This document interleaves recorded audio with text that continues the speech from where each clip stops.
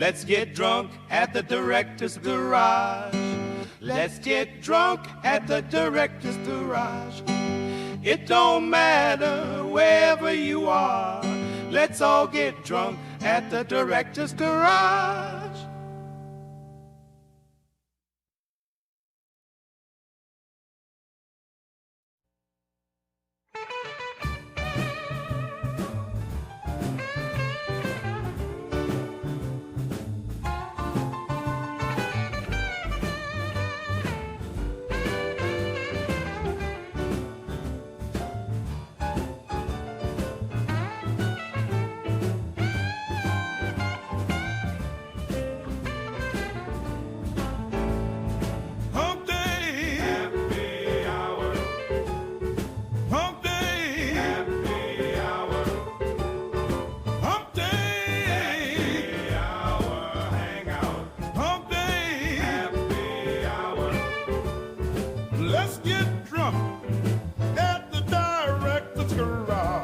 Oh, yeah. Yeah, why not? So good. So good. Love this stuff. Love this stuff. Hey, everybody, welcome to the Humpday Happy Hour Hangout in our normal, regular old time slot. How good is that? I need to get a little more light on me, I think. Let's crank that sucker up. Fill in those wrinkles. Let's crank this one up, too. Nuclear. Let's go nuclear on you all. How y'all doing? I have been quite busy this week. This is the ZMF Ori 3.0, a headphone which will a headphone which will figure prominently in today's live stream. More on that in a second. I recorded the next Director's Garage episode today. It is shot. I went through the entire episode and realized I had the wrong image in the monitor. So you're going to get, the next episode is going to have somebody funny back there that you don't even know. Because I recorded a birthday greeting earlier today for somebody else. And and I put their image back there and I just forgot to change it. So the whole next episode is going to have somebody strange in the background. So funny. So that's going on. We're going to do a live unboxing today. That's going to happen in just a few minutes. We're going to open up a package sent to us from the fine folks at ZMF Headphones. It'll make sense in a second because, we just did ZMF not too long ago on this show, and here we are. We're going to do it again. Going to do something unusual here to start. One of the things I did this week was I did some marketing for my business, which is production. And I thought I'd share it with you guys. It's kind of cool. It's a sizzle reel that I put together in the last week. It's what I was doing instead of cutting another Director's Garage episode. Shame on me. But I need to keep the business going, and I need to perpetuate that. So in the last month or two, well, really since November, I've been working heavily in AI. Using AI generations and AI video. It was for a project that didn't have any video shot for it. So I figured out, why don't I just create a bunch of stuff in AI and then we can, use that to cover this 9-minute training video. So that's what I did. It was really a lot of work. but I got done with it and I thought, geez, this has really changed the way we can do business, make, video and reels and stuff. So, let's see, I got to pull out the music for a second, our regular old music. I'm going to stop that so I can play this reel for you. All right, so we stopped that. Right? Is that stopped? Music's off? Yeah, music stops. Okay. So I can play this reel and you can see, and this has got royalty-free music on it, so I can play it on the YouTubes and legally do it. We'll put this on and then we'll go live to the laptop and I'll debut this little reel that I did that I sort of went live yesterday across my social networks and for professional stuff, not for TV stuff. Or not for headphone stuff. So let's see. Let me go to the laptop, and then I will see you on the other side of this reel.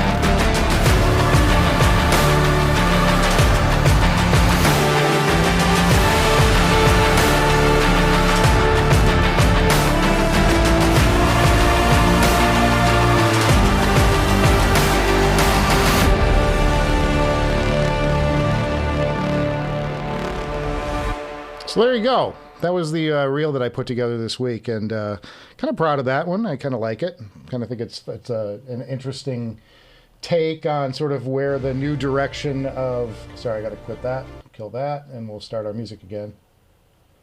And... Oh, that's better.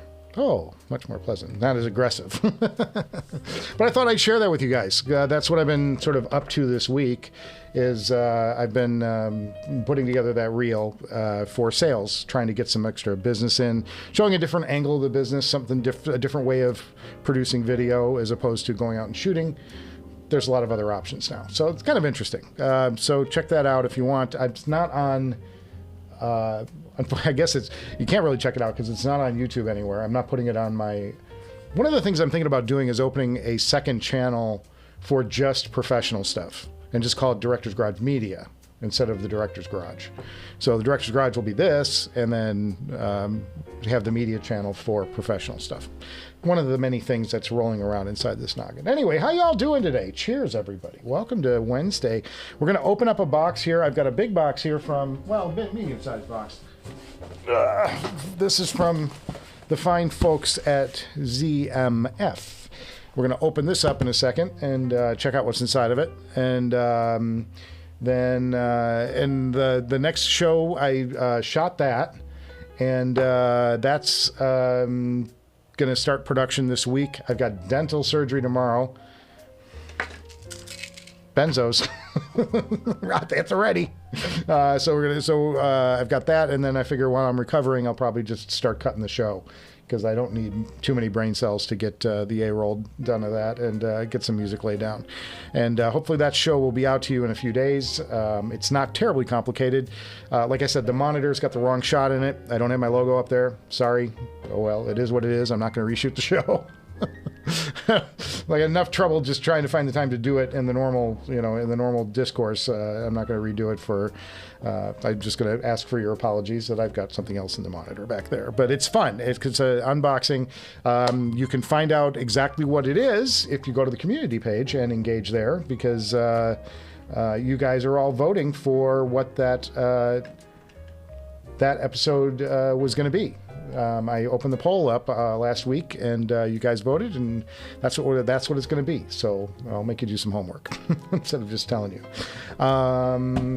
What else have I got for you? I haven't done much listening this week because of that reel. That reel was really important to advance I just needed another sales vehicle, and so that's what it was. That's why I created that. And I think a lot of people don't understand what we're doing with AI on a professional level. You think of AI and you think of Donald Trump memes, or cats walking through a grocery store or something.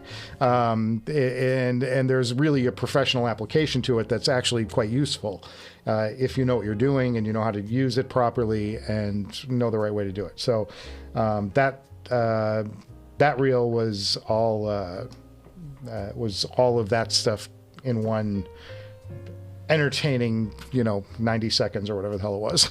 So that's kind of fun. Do you guys have any new projects or any new gear that you are undertaking that you've gotten in the last week? I kind of want to know that. Yeah. JTB says he's watching from underneath an avalanche of snow. Well, it gives you a lot of headphone listening. I was hoping to get an episode out this week because I know you guys are stranded, and I thought maybe that would be a little something to brighten your week, is just have a little fun 20-minute, excursion into Headphonia and me opening some stuff and being screwy about it and having a good time with it. Trying to find my knife. What do I do with my knife? Boys. I've got a backup knife here. I just used it like an hour ago. Oh, here it is. It's under my phone. I love this knife. This knife has been with me a long time now. So we're going to open up this box. I've got a little light up here. And we've got the overhead camera on today. See, there it is. Whoops. Oh, hey. Center up, boys. Oh, there's my mouse. Can't get these anymore. This is a Microsoft mouse from the 1990s, and they came out with this, and it was there for a few years, and then they discontinued it. And the problem is I got really used to using it, so I have in my possession about 10 of these things, and I keep them. I have like new old stock of those things, and when they come up on eBay for cheap, I buy them and keep them in my, because I can't, editing wise, I can't cut with anything else anymore. I've just been cutting with that particular mouse for so long. Sorry, I'm going to make a little adjustment there. I've been cutting with that mouse for so long that it's like suddenly moving to Europe and having to drive on to Great Britain and having to drive on the left side of the road. It's like nothing feels right. It's like it's like, okay, I know gas pedal, it'll go, but man, I'm not really sure. Do I turn right here? Do I turn left here? Do I have to signal? What's going on? It's kind of like that. It's like my finger training on this mouse is. And I wear through them. Like every year and a half or so, I've worn through one and I got to get another one, or I got to open another box. So I have a stockpile of them in the back, in the back room. And there you go. Oh, Rigo finally got his tungsten DS last week. Send photos, my friend. Send photos. Send photos of your rig. We've never seen Rigo's rig on this show. Fantastic. With his Canon? Yeah, hell yeah. Fantastic, man. Fantastic. I'm so happy for you, Rigo. That's amazing. Did you get is that the upgraded one? The one with the new driver?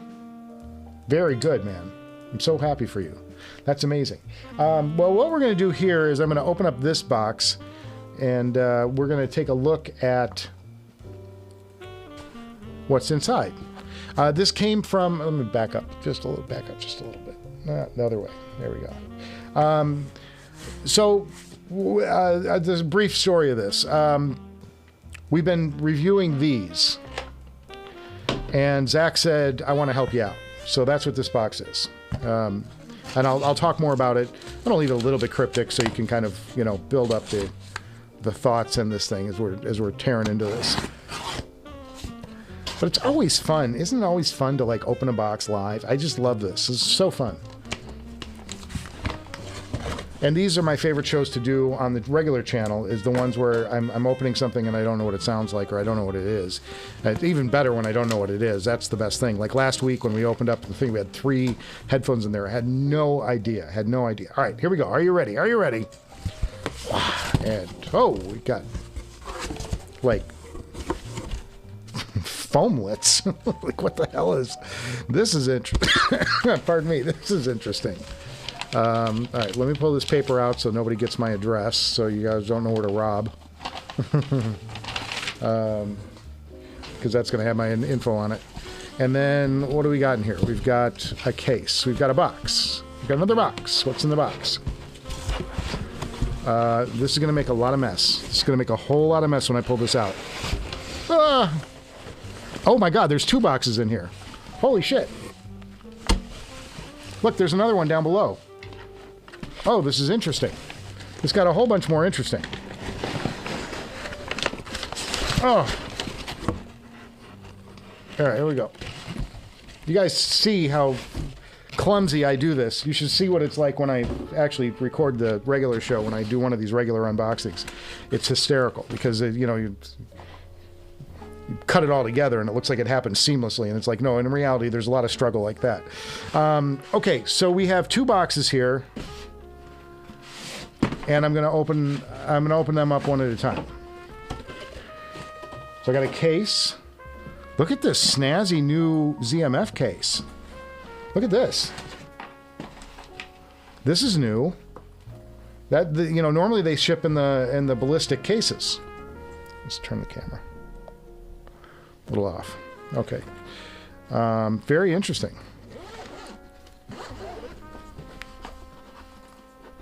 And wow. And what it is another Ori 3.0. But wait, there's more. Let's see what's in the other one. I'm going to explain all this in a second. It's going to make sense.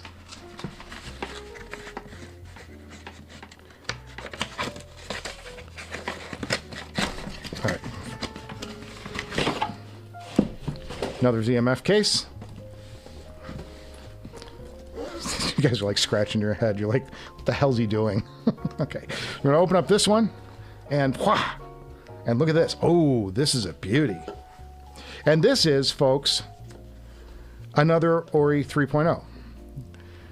So I now have 3 Ori 3.0s in the house. Well, what's this about? In the course of doing the review for this, because I've been doing some listening with it, this is the Ori that they sent me, right? I said that the headphone seems like it's bright to me.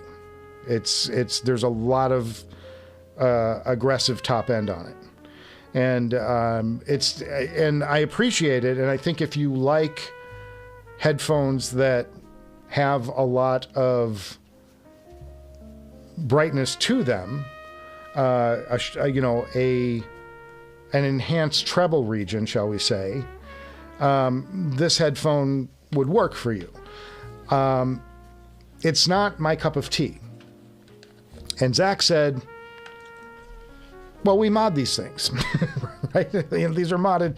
We mod the hell out of these headphones. So he said, let me send you some darker models, some models that sound darker. So according to Zach, this one, look at the beautiful frickin' job on this. Holy Hannah. That is, I mean, this is stunning. Holy Jesus. God, this guy's an artist. I don't care, you know, even if you don't like ZMF, you got to appreciate the woodwork here. Oh my God. It's like, it's got depth, and it's, you know, and it's all in the wood. Look at this beautiful, just amazing stuff, man. Just amazing stuff. So he sent me these 2 other ZMFs and said, these are darker. Try these out and let's see if we can get you a pair, you know, that fits what your preference is. So I'm going to get to listen to both of these, and hopefully they give me a darker presentation, which I think is great. And he even said, look, it's quite possible that this is just not a headphone for you. And I said that too. I said, you know, it's possible. You know, I'm not going to like everything that comes across my desk. I appreciate this headphone. I appreciate what it's doing. It's good, but it's just not like in my lane of what I like. I like darker stuff. I like the ZMF Atrium. I like the JAR 800 headphones that are just really just rolled off up top, but still have, representation up there. It's just not as harsh. Because I got this tinnitus and it just drives me bananas. And then like anything that's really bright up there is going to, it's going to cause me some issues. So that's what we have. We have two darker headphones that Zach has tuned. He was also concerned that because this unit, the one that I've been listening to, is a demo. He's afraid that it's kind of seen some abuse, and that's affecting the sound. And we've put the filters on it. We did the filter swap. We've done all this stuff. I just want to, and I think what it is this one's a fresh one off the line. Probably, it's what that one is intended to be, because he included the filters again with it. We'll go back to the overhead. He included the filters with this one, too. This one's got this is a black filter. This is different. I've had red and green. We've tried the green. We've tried the red. That's a black filter. So I don't know if that's supposed to be darker or what the story is. So he sent me this backup pair to try. And then he sent me this custom version, which he said is tuned dark. It's pre-tuned dark. So this is the one I'm really crazy interested in. And then this is just to say, hey, is there something else going on with the pair that we sent you? So 3 Oris. 3 Oris. So it's a lot of fun. And so we're going to be doing that. If you want me to listen to any of this, I believe he said this was an Ebony something. I don't have a card in here.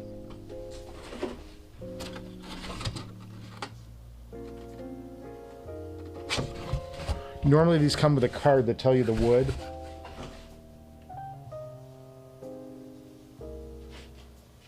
And there's no card in here. So let me, maybe that sheet of paper had it. Nothing says ratings like me ducking on a frame.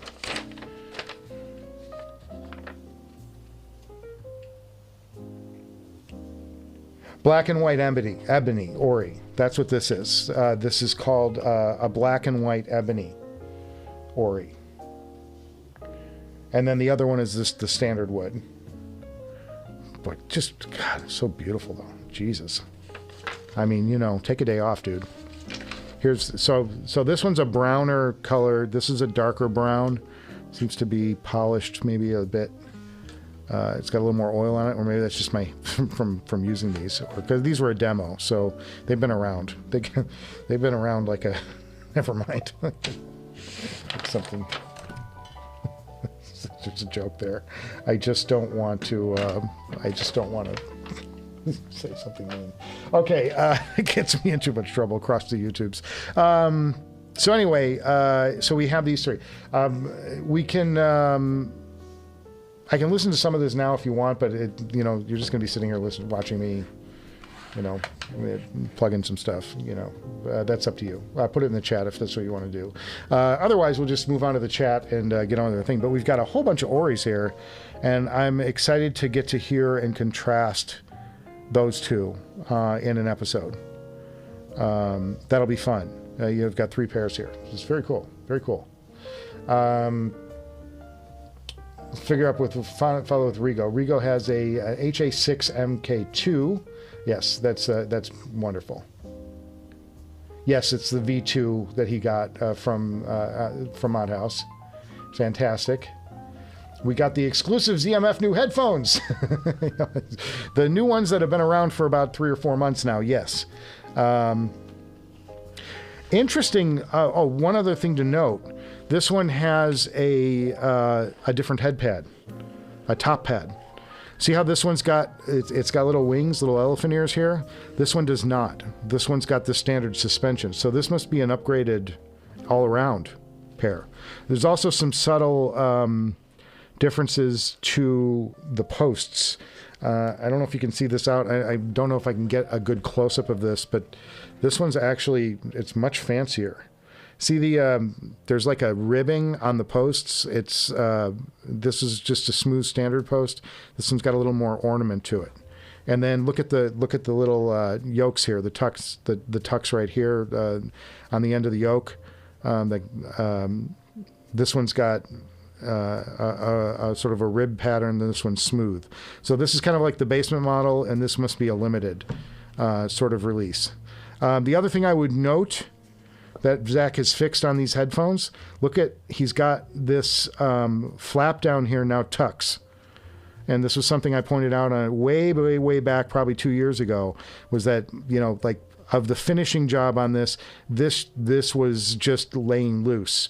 And he's now got a better solution down there. So it's not just like an open flap and it kind of looks, a little less finished. Some great stitching work on this, though. There's some great stitching work on this. Definitely, this is a more advanced unit. Very cool. And some different pads with this too. The Ori that he sent me has we're using the suede and leather. Suede on the inside, leather on the outside. It's a hybrid.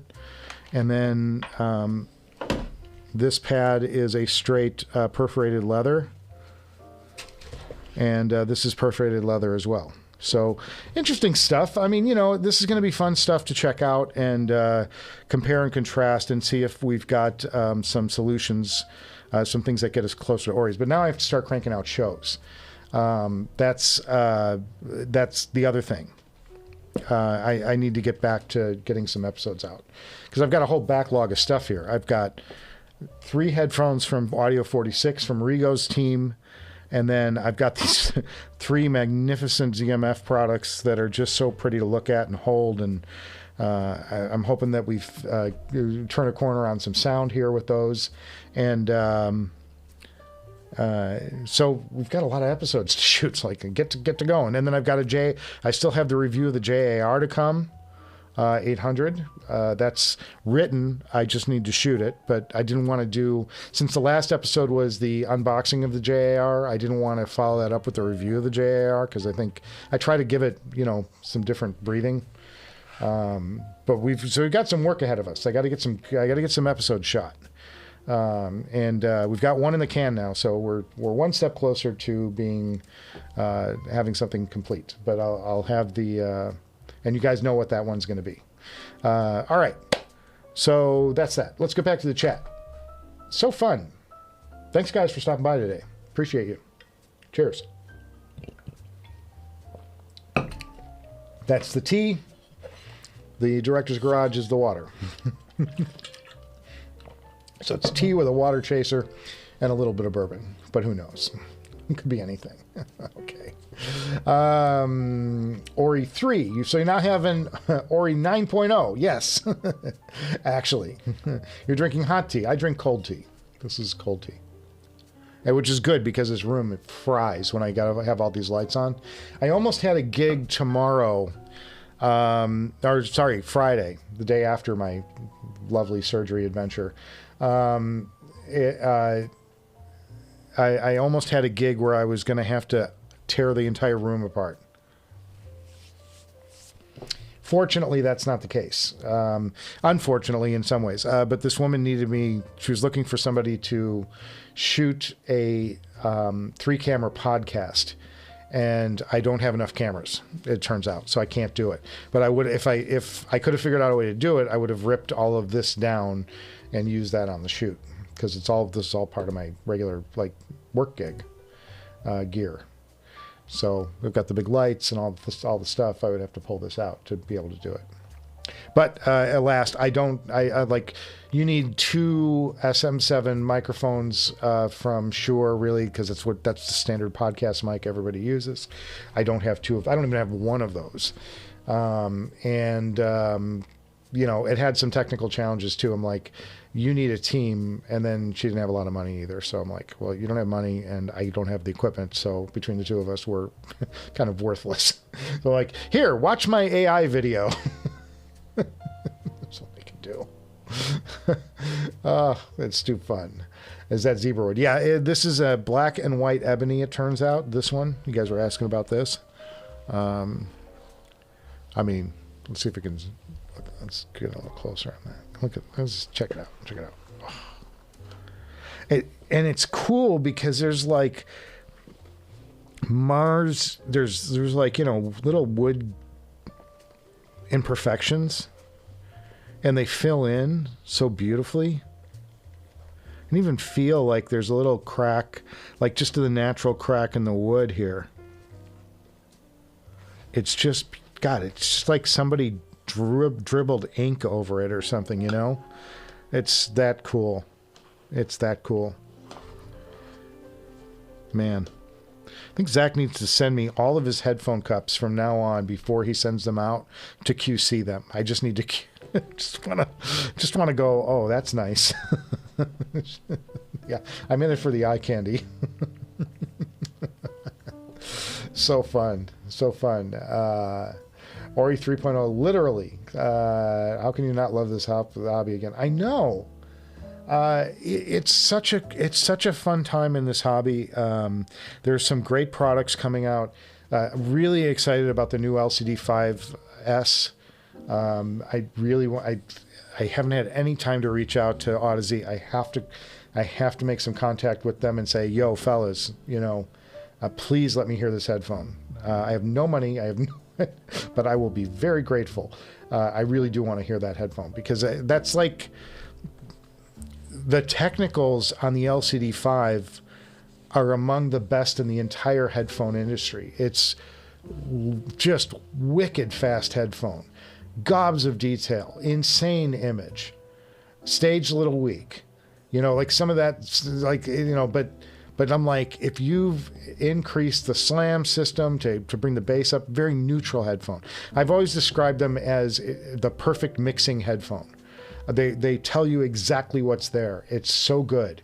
But it's, you know, from, if you're kicking back and listening, I like a little more presence in the bass end. I like a little more, you know, but I appreciate what it does. I appreciate, you know, all that stuff. So very cool that they've updated their flagship. So exciting. We showed that off, I think it was last Thursday on the show. So there you go. Let's watch Michael Headbangs from Iron Maiden. Wow, there's a band I haven't listened to in probably 20 years. You got another thing coming. So good. The problem with the 80s metal, like, here's the thing. I like 80s metal, but the sound, the sonics they were using back then to mix metal has got this like mid-rangey phase thing going on, and the reverb is a little sketch. So, and the reverbs weren't real. That was like the earliest digital reverbs that were coming out, the lexicons, and they weren't good. In the past, they were using, you know, they used natural reverb on most of this stuff, which was a chamber underneath the studio where they put a speaker at one end, a microphone at the other, and play it through and let the natural room add the reverb, and then they mix degrees of that in with the mix with a fader. Or they used a spring reverb, which was literally playing the audio waves through a spring, which would then vibrate and create an echo. And that has a very specific sound too. It's very 50s, very early 60s. You'll get that spring reverb effect in a lot of music back then. But you know, the chambers was the gold. That was the good. But they stopped using them because they thought, oh, we'll just use it digital. But it gave it a specific sound, which I don't think ages well as we get into the modern era. Digital reverbs are so much better now. Like the plug-in reverbs are fantastic. You can model any room in the world as a reverb setting. There's a great app called Altiverb, and it allows you to, say we looked at the Royal Albert Hall. It's like, you can model that room as your reverb base, or you can find a great church somewhere, and National Cathedral. They have you can just call up the National Cathedral reverb, and it will allow you to introduce that reverb sound into the song. It's very interesting. I love the science of mixing and processing, and I've played with it since the earliest days of this show. That's why the live streams sound a little bit different than the regular episodes, because I'm using digital plugins on that to enhance my voice. And this is like literally straight out of the mic through a compressor and out to you. So you're getting, more of the raw, what the mic really sounds like, unsupported with any effects, except a little bit of tube compression, nothing major. And that's just because in case I yell or something, it doesn't overload the circuit, make me overmodulate. Nobody wants to overmodulate on a Thursday, Wednesday. God, it's great to be here on a Wednesday, by the way. Cheers.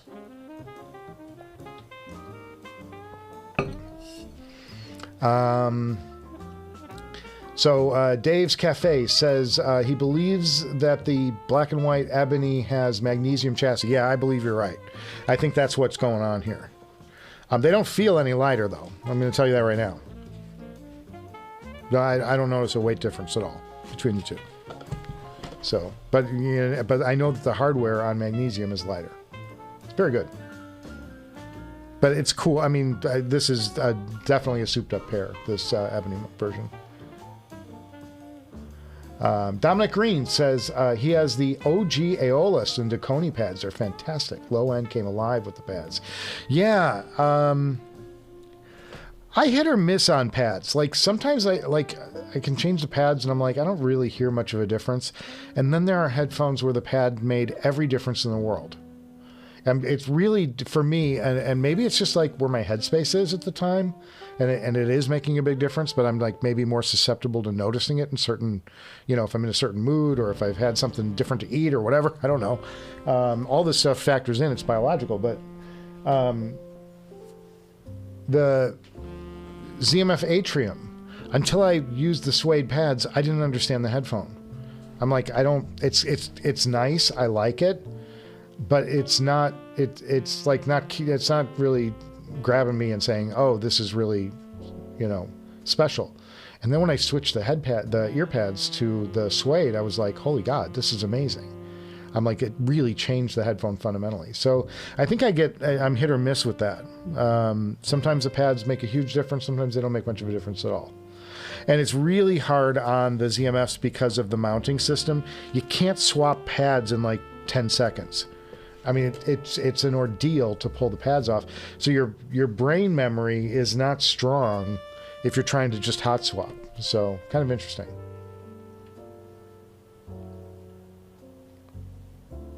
But those are cool, man. The OG Aeolus. That's one of the early, the early ZMFs when he was still figuring out how to be, make his own product on his own. Very good.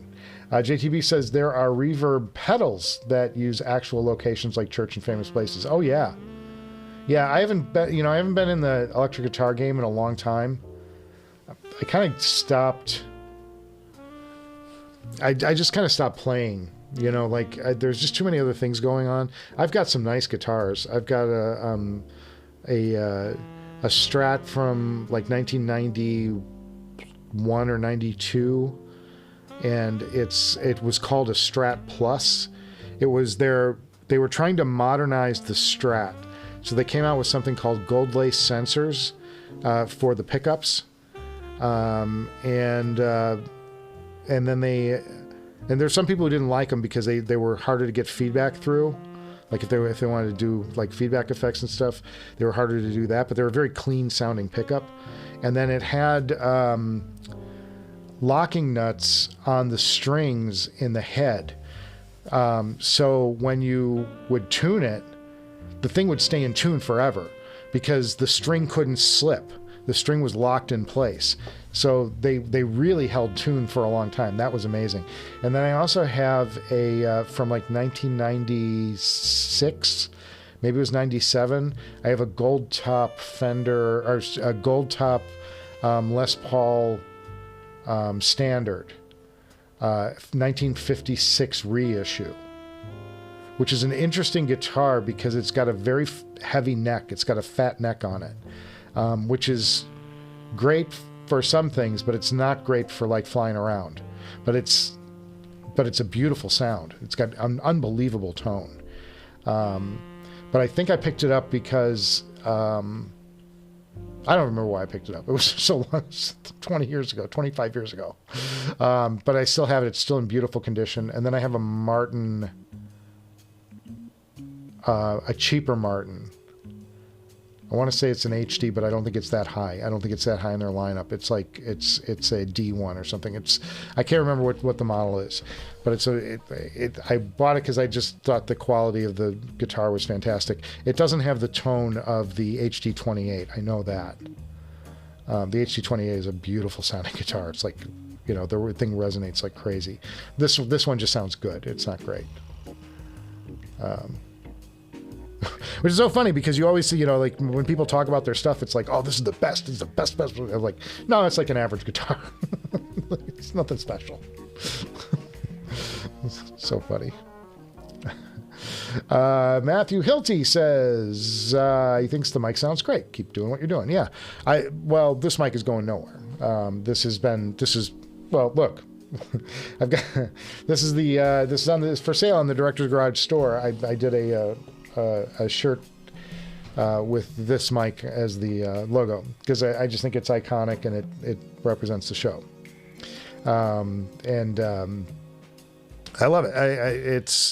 And I love the sound of this mic. If I wasn't gonna get this one, I would have gotten the other RCA, the more modern RCA, which is kind of more trapezoidal in shape.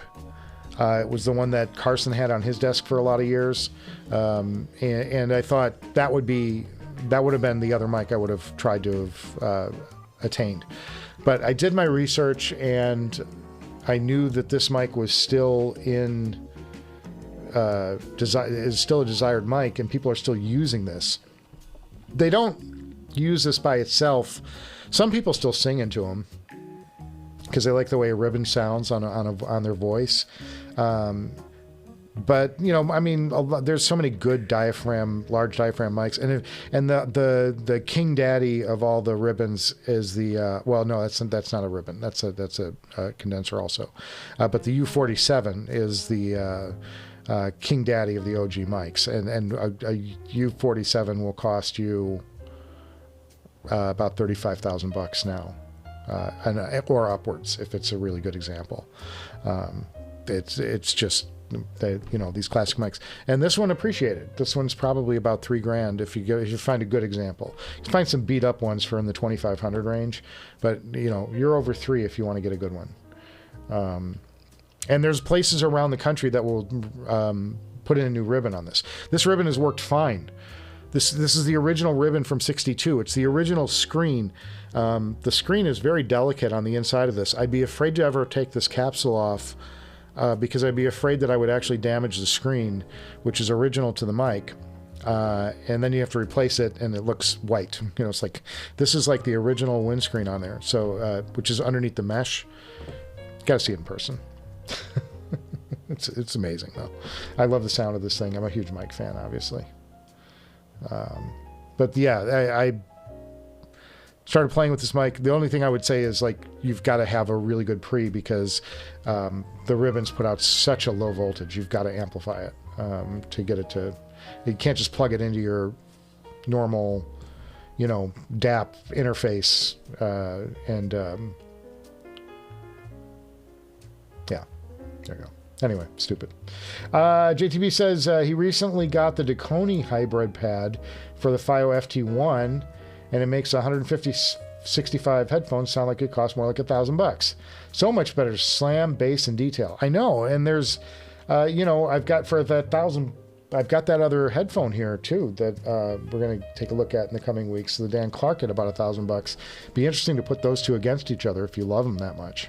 You know, fantastic stuff, JTB. Really good.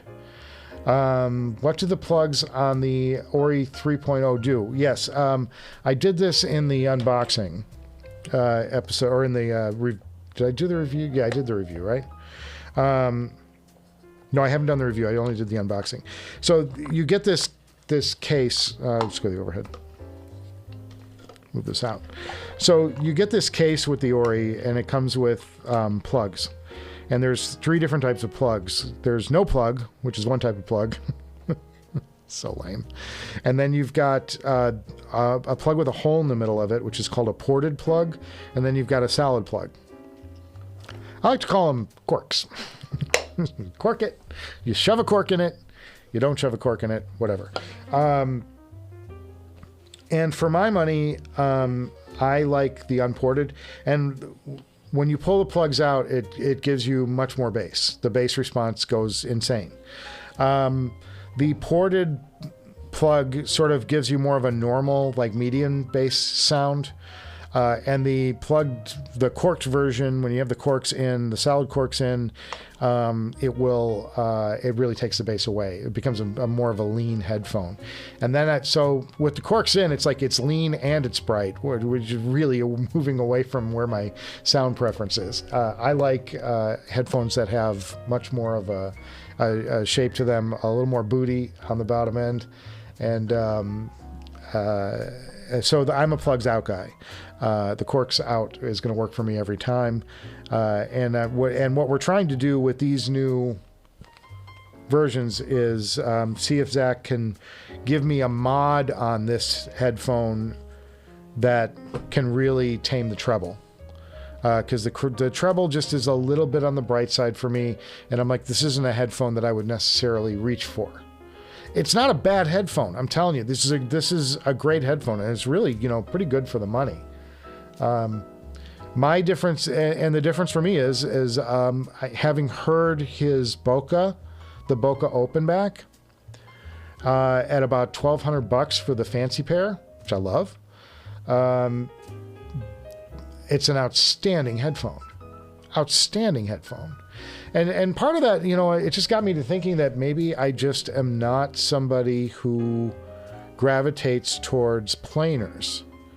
I prefer dynamic or a ribbon. And that's maybe a case to make. Maybe I can, if I look at the way I like, what kinds of headphones I favor. That said, the Sapphire is still my most used and most beloved headphone in the collection, I think. So there's that. I don't know. But after the reaction to the JAR, which is the upcoming review, it'll be the episode after next, you just buckle up. It's going to be a rave review.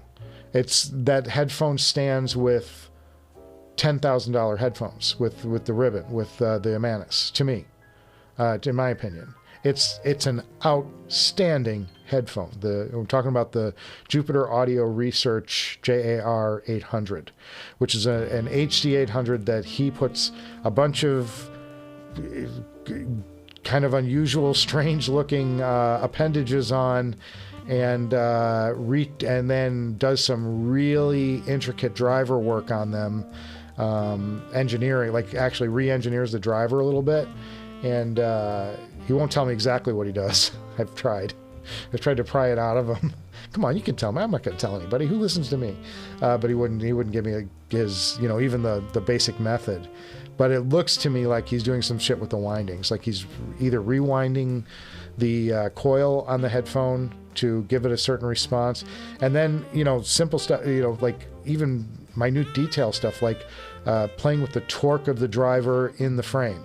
And the torque of the, like everything matters, like how much pressure and how much resonance it has. He's using the whole headphone to be part of the delivery chain for the sound waves. And that's why that headphone sounds so good. Every single aspect of it is tuned. It's amazing. It's absolutely amazing. So that's coming out. And that's a dynamic driver. And it's, one of the best headphones I've heard, if not the best. I'm shocked that an old headphone can sound that good.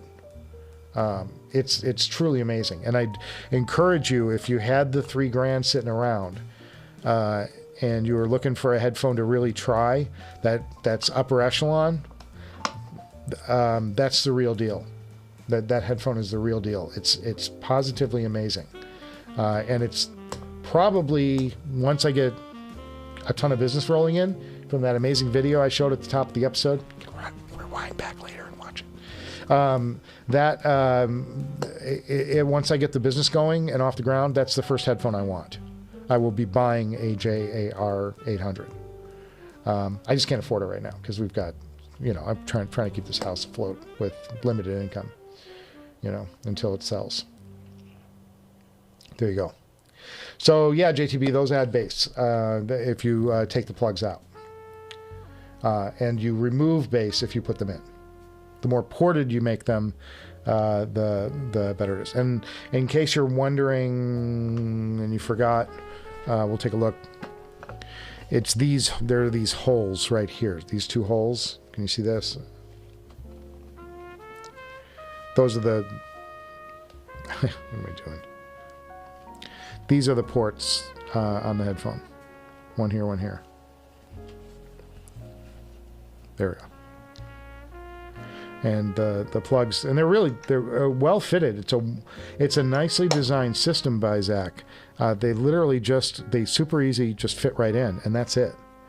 That's to plug in, and then it just pulls out, and it's effective, and it does make a huge difference, in sound by putting these in and taking them out.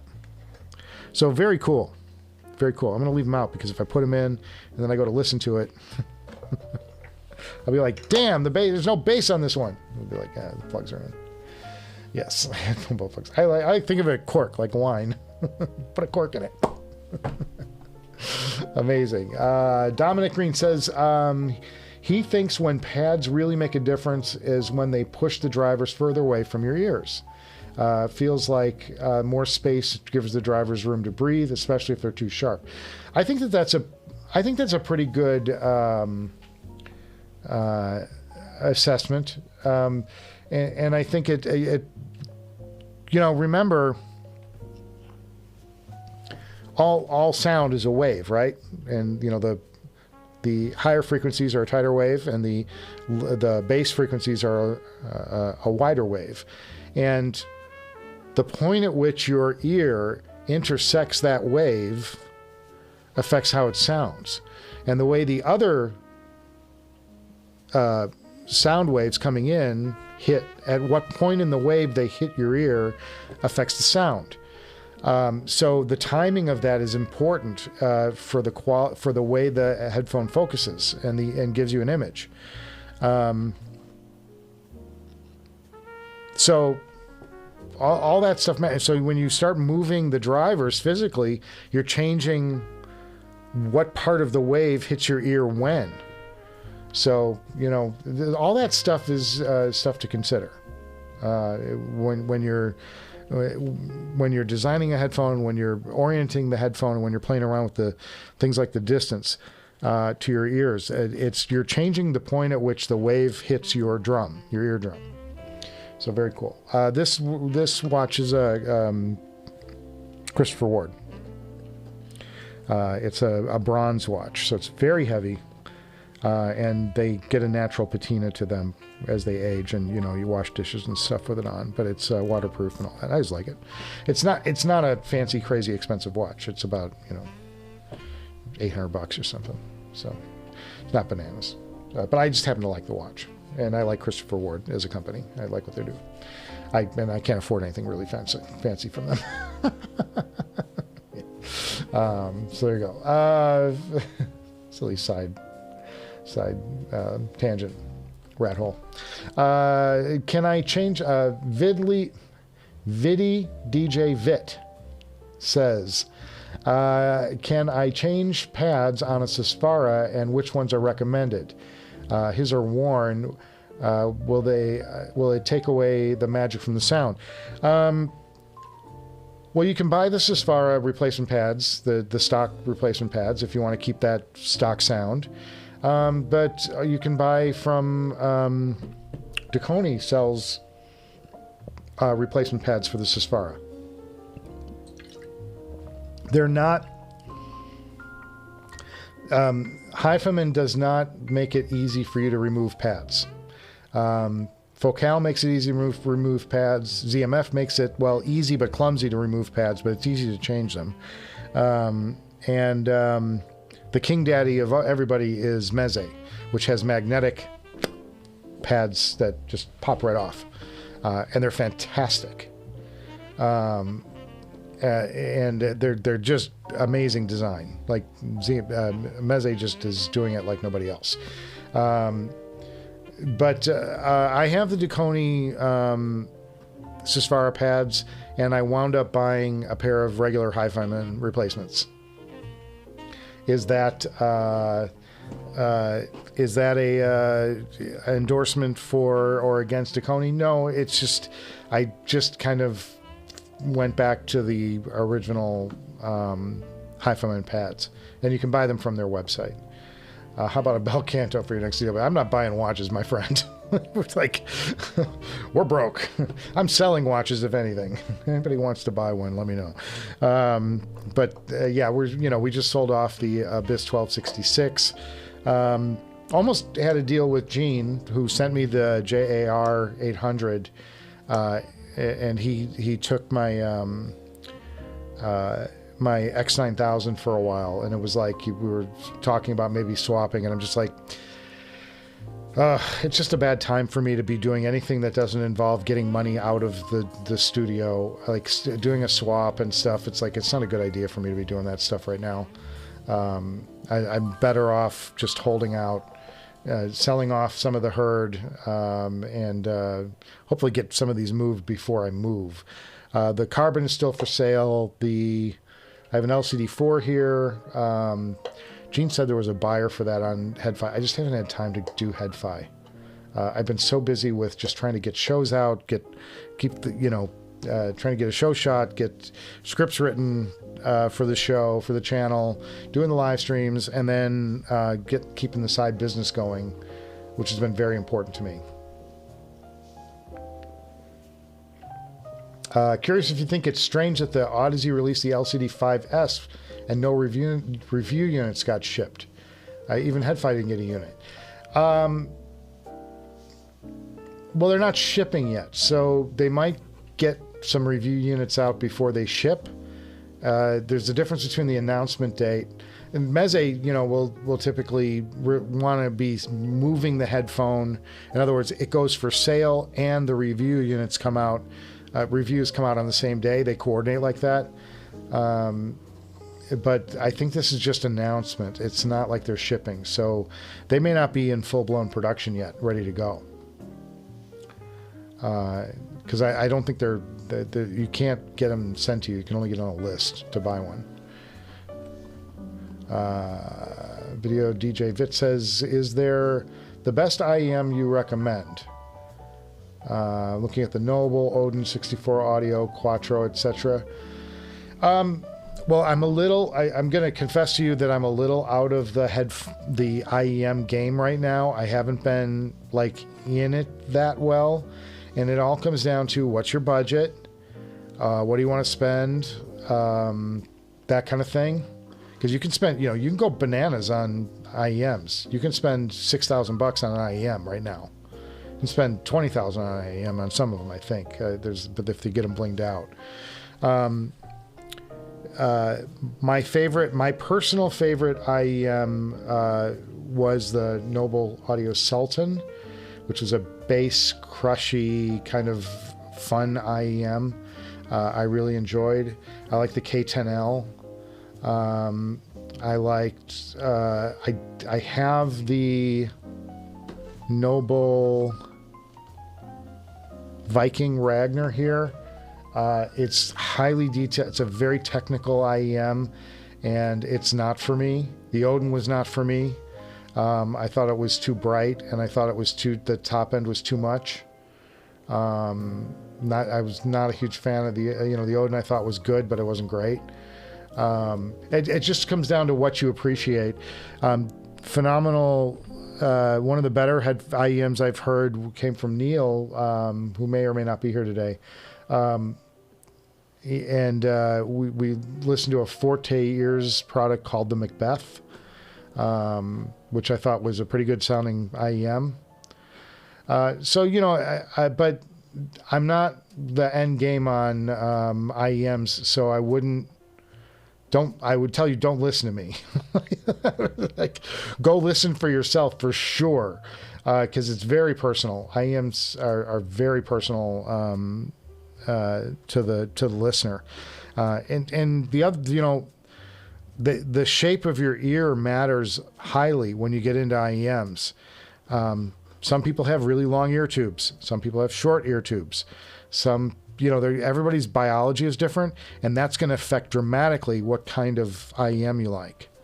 I have big honking ears with wide canals, so, I don't know. It's like there's a specific IEM that's going to work for me. But of what I've heard, it's like 2,000-3,000. The other thing I would check out is the Music Tech. There are some really good Music Tech IEMs that I've heard in the last couple of years that I really liked. And I think it's MUSIC-TEK. They're out of Asia, but they're really good. Neil recommends Tipsy Audio. Listen, those are budget IEMs that he thinks sound fabulous. So I would definitely check that out. No reason not to. Save yourself a lot of money if you find a couple $100 IEM that works for you. I'm most of the time when I'm listening to IEMs these days, because I'm not doing a lot of travel, I have these Nobles, which I think are fabulous. They're Bluetooth, and the convenience of them and not having any wires, and they just hook up to my phone whenever I put them in, is very attractive. But if I'm for fidelity in IEMs, the best thing I have right now, well, the Viking Ragnar is a phenomenal fidelity IEM. I just think there's too much happening, and there's a lot of fatigue with that IEM. So after about 20 minutes, you're like, okay, I got to step away from this thing. The K10L from, and they're not fancy. They're just balanced armature IEMs, which is not the latest, greatest technology. I just think they sound nice. I think they're a really nice sounding IEM. And you buy Noble, I'm going to warn you in advance, unless you buy one of their prefab models, which is just, put into a mold. If you get into any of their materials, which are stunning, they make IEMs like nobody else. I don't have them handy right now, but I have a K10L that was hand carved out of wood, and they're just the most gorgeous IEMs you've ever seen. They're lacquered. Their depth is fantastic. And yeah, chime in with the chat, guys, if you have IEMs that you've been listening to that you think are great. I'm going to see if I can find, before we go, because I got to start wrapping this up, but music.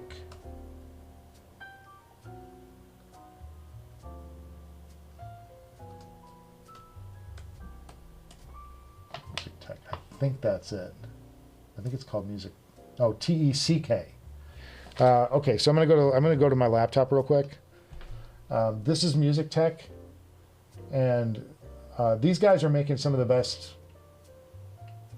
or sell some of the best IEMs, and I think they're like, their signature brand is Mascobo. No, what the hell's the name of it? Mest, right? Help me out. Who makes the Mest?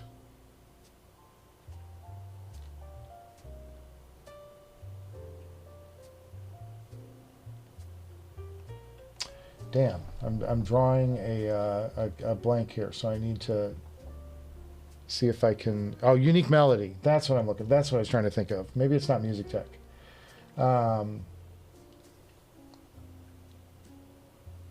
Here.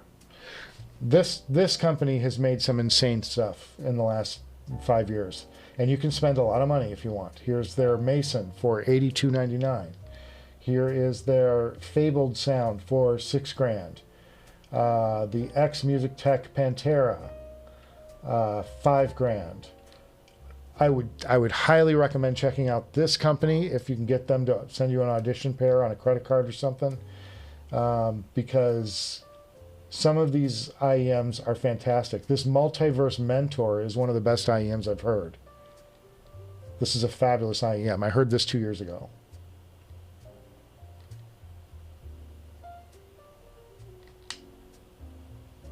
And that's, and 2 years, by the way, is like an eternity in headphone years. But this Mest was a phenomenal IEM. I thought it was great. One of the best I've heard. It's great stuff. So I would highly recommend checking out Unique Melody if that's what you're sort of looking for. But also listen to the chat, because the chat is going to be more into this stuff than I am. I haven't been playing in the IEM space for a long time. There we go. All right, a few more and then we'll wrap it up for the day.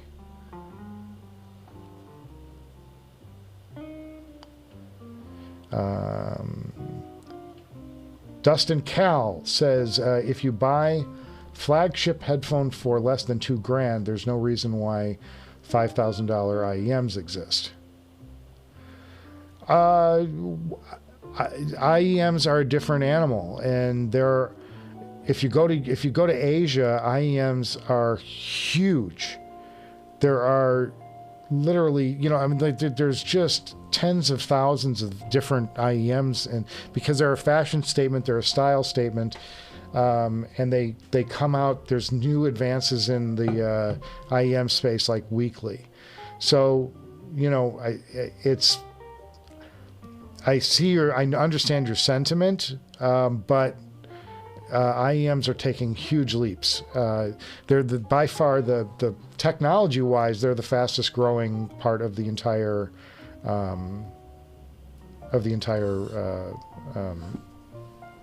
industry, headphone industry. Just because they're advancing the drivers. I mean, 2 years ago we hardly had any eStat tweeters. And I think that there's somebody's going to, they're working on solid state now. That's another thing. I'm sure there's somebody trying to work on a way to do a ribbon in an IEM. I don't know how they'll do it, but somebody will figure it out to make it interesting. Somebody's going to do it.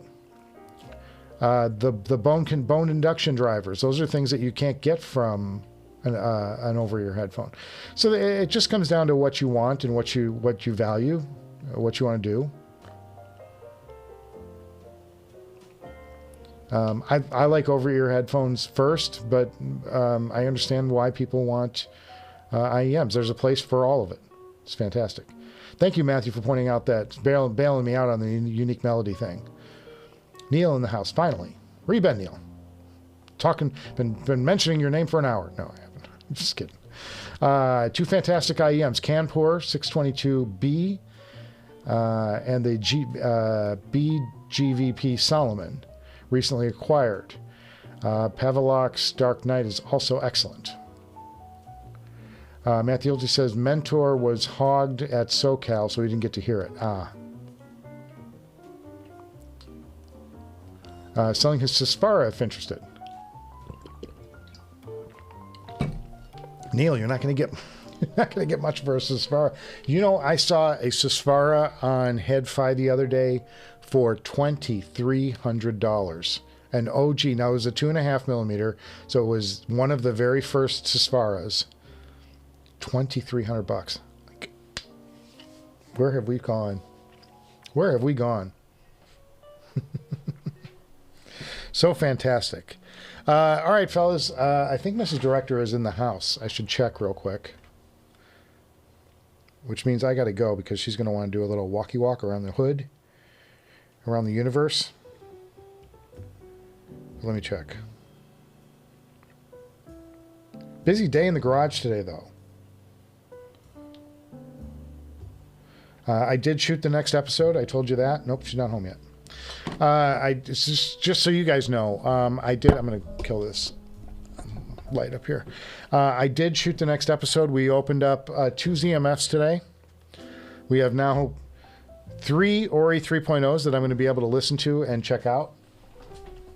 And then I shot the next episode, and then I did all sorts. It's been a very busy day around the garage today, to say the least. But thank you guys for stopping by. We're going to have a new episode in the next week or so. I don't know when. It's whenever I get it done. And it's going to be the episode you guys chose. So I'm giving you what you want. Don't complain. Stay out of my yard. But thanks, guys, for stopping by today. And I hope you enjoyed all this unboxing. That's kind of fun. And I'll see you guys before you know it. All right? Cheers. How do I get off the air? I forgot.